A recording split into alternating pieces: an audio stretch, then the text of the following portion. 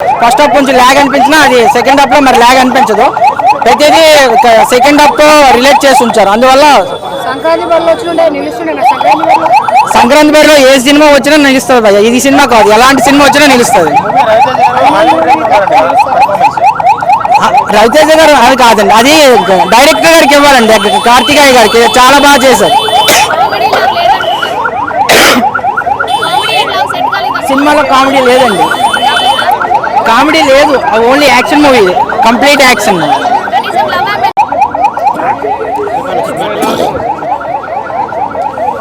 Yes bro, Eagle movie అయితే ఇప్పుడే చూసేసి రావడం జరిగింది. సో సంక్రాంతికి రిలీజ్ కావాల్సిన మూవీ మొత్తానికి ఈరోజు February 9th చూసేసి వచ్చాను. ఒకటేంటంటే ఇప్పుడు ఫస్ట్ థింగ్, రవితేజ గారి ఫ్యాన్స్కి అయితే మూవీ చాలా బాగా నచ్చుతుంది. సో ఎందుకంటే ఇది ఒక ఎక్స్పెరిమెంటల్ మూవీ అనమాట. సో అక్కడక్కడ రవితేజ గారి ఫైట్ సీక్వెన్సెస్ అంతా చాలా బాగుంటుంది. బట్ ఒక జనరల్ ఆడియన్గా చెప్పాలంటే నాకైతే మూవీ యావరేజ్ టాప్ యావరేజ్ అని నాకు అనిపించింది. ఫస్ట్ హాఫ్ బిగ్గెస్ట్ మైనస్ అనమాట. అంటే ప్లస్ పాయింట్స్ ఉన్నాయి. మన మైనస్ గురించి ఫస్ట్ మాట్లాడుకుంటే ఫస్ట్ హాఫ్లో నాన్ లీనియర్ స్క్రీన్ ప్లే ఉంటుంది అనమాట. ఒక పద్ధతిగా లేకుండా కొంచెం మనకు పాస్ట్ జరుగుతుంది, ఆ ఫ్యూచర్, ఆ ప్రెసెంట్ మిక్స్ చేసేస్తూ ఉంటారు. అండ్ కొంచెం అన్నెసెసరీ ఎలివేషన్స్ కొంచెం ఎక్కువైనా నాకు అనిపించింది. సో ఫస్ట్ హాఫ్ నాకు బిలో అవ్వలేదు అనిపించింది. బట్ కానీ సెకండ్ హాఫ్ నిజం చెప్తాను, నాకు అనిపించింది ఏదంతా ఫస్ట్ హాఫ్ కంటే బెటర్గా ఉందన్నమాట. క్లైమాక్స్ లాస్ట్ 20 minutes బాగుంది. మెసేజ్ నేను కూడా ఎక్స్పెక్ట్ చేయలేదు. ఒక మంచి గ్లోబల్ మెసేజ్ ఇచ్చినారనమాట. ఆ గన్స్ వాడకం వల్ల ఎవరెవరు లైక్ ఎట్లా నెగిటివ్గా ఇంపాక్ట్ అవుతా ఉంది అనేది మంచి మెసేజ్ ఇచ్చినారు. సో లాస్ట్ 20 minutes కోసమైనా మనం మూవీ డెఫినెట్గా వచ్చి చూడొచ్చు బ్రో. మూవీ ఎందుకు చూడొచ్చు మనం అంటే లాస్ట్ 20 minutes కోసము మళ్ళీ అక్కడక్కడ మంచి action sequences, sniper shooting sequences ఉంటుంది. అండ్ రవితేజ గారి యాక్టింగ్ కోసము, అంటే ఆయనకు పెద్దగా డైలాగ్స్ లేకపోయినా యాక్టింగ్ బాగానే ఉంటుంది అనమాట. సో ఈ మూడింటి కోసము మనం వచ్చి చూడొచ్చు. అండ్ మంచి మంచి డైలాగ్స్ ఉంటాయి బ్రో, అక్కడక్కడ మంచి మంచి డైలాగ్స్ ఉంటాయి. రవితేజ గారు చెప్పే తక్కువైనా కూడా మంచి డైలాగ్స్ ఉన్నాయి, వాటి కోసం వచ్చి చూడొచ్చు. అంతా మాకు ఇక్కడ ఆగిపోతాం.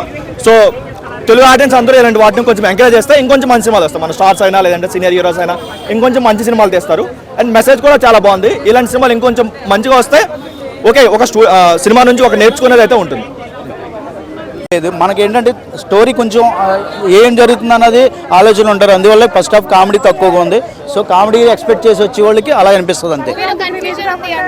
లేదు అంటే కన్ఫ్యూజన్ అనేది ఒక బోరింగ్ లేదు బ్రదర్, అలా ఎలా చెప్తారు మీరు చూడకుండా.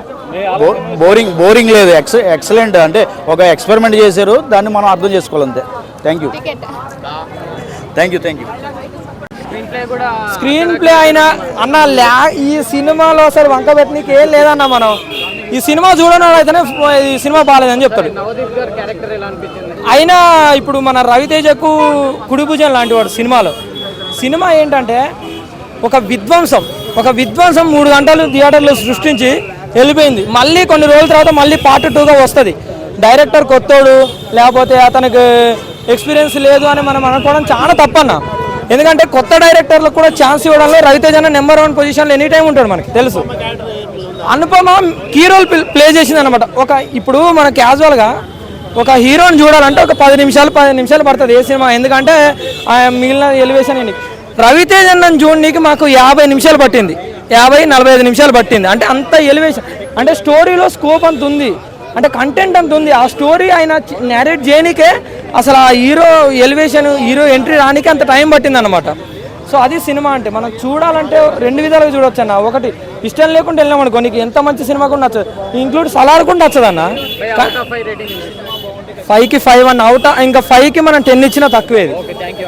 ఎవడైనా సినిమా బాగాలేదు అనుకోనంటే దీని పేరు ఈగల్, బట్ దీన్ని తెలుగులో మనం చెప్తే గద్ద.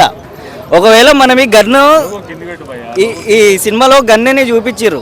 ఏంటంటే ఈ సినిమాలో ఏమని చూపించారు అంటే గన్నును వదిలేయమనుకుని అంటాడు రవితేజ అన్న. వదిలేస్తా, ఎవడైతే ఆ సినిమాని బాగాలేదంటాడో ఆయన కింద ఇది పెడితే, గన్ను పెడితే గద్దలా ఎగరాలి, ఇట్లా పెట్టి ఎవడైతే బాగాలేదంటాడో ఆయనకి అంతే. కానీ ఇది ఒరిజినల్ కాదు, ఇది లైటర్. బట్ నా దగ్గర ఒరిజినల్ ఉంటే ఎవరికైతే బాగాలేదు అనుకొని అనిపిస్తుందో వాళ్ళకి కొంచెం ఇది లేదన్నమాట. ఏంటంటే ఫస్ట్ హాఫ్ కొంచెం ఫస్ట్ హాఫ్ కరెక్ట్గా చూస్తేనే సెకండ్ హాఫ్ తెలుస్తుంది. ఇంకొకటి ఏంటంటే దీంట్లో మొత్తం సస్పెన్స్ ఉంది. పార్ట్ 2 చూస్తే ఇంకా క్లారిటీ వస్తుంది. కామెడీ సీన్స్ ఉన్నాయి, అవి కూడా టైంకి ఉన్నాయి.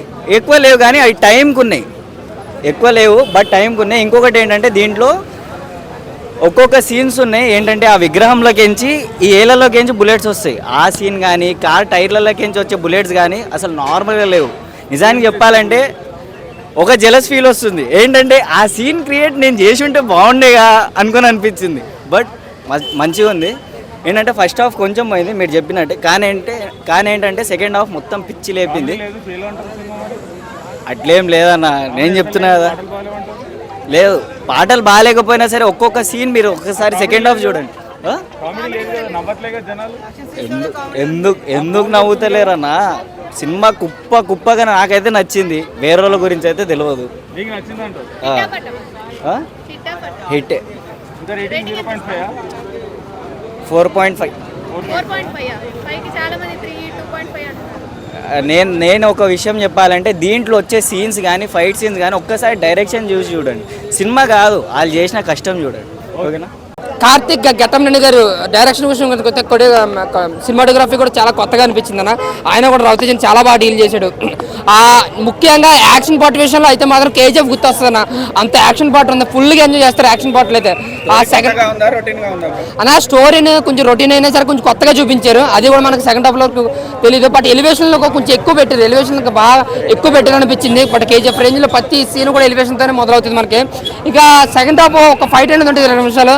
అది సలార్ మూవీలో కాతరం ఫైట్ కన్నా ఇంకా బాగుంటుంది అనమాట. ఎంత స్నైపర్లతో గన్నులతో మన అన్న రవితేజ అన్న ఫైట్తో చాలా బాగుంటుంది. 20 నిమిషాలు సీట్లో కూర్చొని ఎగురుతా విజిల్ వేస్తూ ఉంటారు.